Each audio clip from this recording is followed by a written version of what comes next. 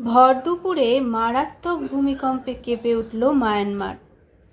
কম্পন অনুভব পশ্চিম মেদিনীপুরেও। শুক্রবার ভারতীয় সময় বেলা 11:50 মায়ানমারে 7.72 মাত্রার ভূমিকম্প অনুভূত হয়। উপকেন্দ্র ছিল দেশটির অন্যতম প্রধান শহর মণ্ডল থেকে কয়েক কিলোমিটার দূরে। শুক্রবার ভারতীয় সময় বেলা 11:50 শক্তিশালী ভূমিকম্পে কেঁপে উঠল মায়ানমার। রিক্টার স্কেলে ভূমিকম্পের মাত্রা ছিল 7.72। ভূমিকম্পের উৎপত্তিস্থল ছিল মায়ানমারের সাগাইং থেকে 16 কিলোমিটার উত্তর ও উত্তর পশ্চিমে, যার গভীরতা ছিল মাত্র 10 কিলোমিটার। শক্তিশালী এই ভূমিকম্পের ফলে ব্যাপক ক্ষয়ক্ষতি ও প্রাণহানির আশঙ্কা করা হচ্ছে। প্রাথমিকভাবে অনেক স্থানে আবাসন ভেঙে পড়ে গেছে বলে জানা গিয়েছে। শুধু মায়ানমার নয়, এই ভূকম্পের প্রভাব ভারতেও অনুভূত হয়েছে। পশ্চিমবঙ্গের পশ্চিম মেদিনীপুর জেলার ডেবরা, পিংলা, সবং সহ বিস্তীর্ণ এলাকায় ভূকম্পন অনুভূত হয়।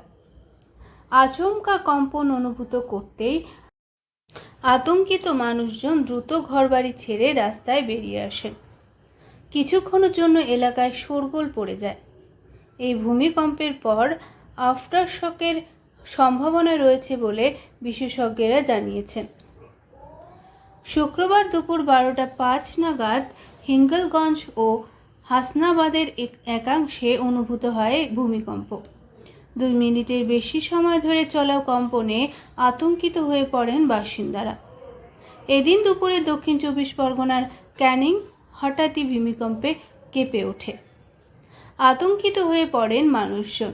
বাড়ি থেকে বেরিয়ে শাঁখ ঘণ্টা বাজাতে থাকেন তারা। বারুইপুর, নন্দীগ্রাম, মহিষাদল, মেদিনীপুরের একাধিক অংশ কেঁপে ওঠে।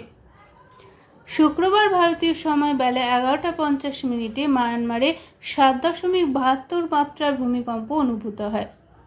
উপকেন্দ্র ছিল দেশটির অন্যতম প্রধান শহর মণ্ডল থেকে কয়েক কিলোমিটার দূরে। গোটা এলাকায় একের পর এক আফটার শক অনুভূত হচ্ছে, যার মধ্যে কয়েকটির তীব্রতা রিক্টার স্কেলে 7 মাত্রার কাছাকাছি। ভূমিকম্পের তীব্রতা এতটাই ছিল যে থাইল্যান্ডের রাজধানী ব্যাংকক থেকেও তা অনুভূত হয়েছে বলে খবর পাওয়া যাচ্ছে। ভাঙল মসজিদ, একাধিক বাড়ি। মায়ানমারে ভূমিকম্পে অনেকের মৃত্যুর আশঙ্কা। নির্মীয়মান বহুতল ভেঙে ব্যাংকে নিখোঁজ অনেকে। মায়ানমারে ভূমিকম্পের উৎপত্তিস্থল থেকে ব্যাংককের দূরত্ব প্রায় 900 কিলোমিটার, কিন্তু সেখানেও তীব্র কম্পন অনুভূত হয়েছে। ভেঙে পড়েছে গগনচুম্বী নির্মীয়মান বহুতল, সেখানে অনেকে আটকে পড়েছেন। মায়ানমারের জোড়া ভূমিকম্পের বহু ক্ষয়ক্ষতির আশঙ্কা হচ্ছে। মান্দালয় শহরে একাধিক বহুতল ভেঙে পড়েছে বলে জানিয়েছেন সংবাদ মাধ্যমে।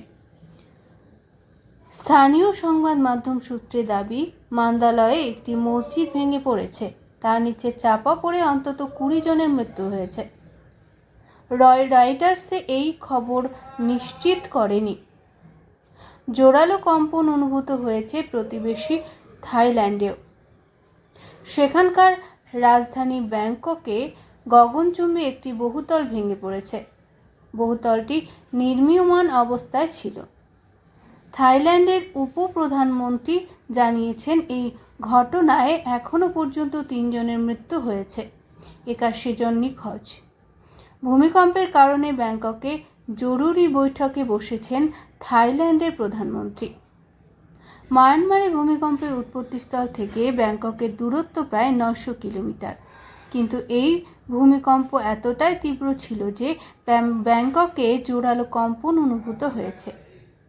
ভূমিকম্পের পর ব্যাংকক জুড়ে ট্রেন এবং মেট্রো পরিষেবা বন্ধ হয়ে গিয়েছে। মায়ানমারে ভেঙে পড়েছে বিখ্যাত আভা সেতু।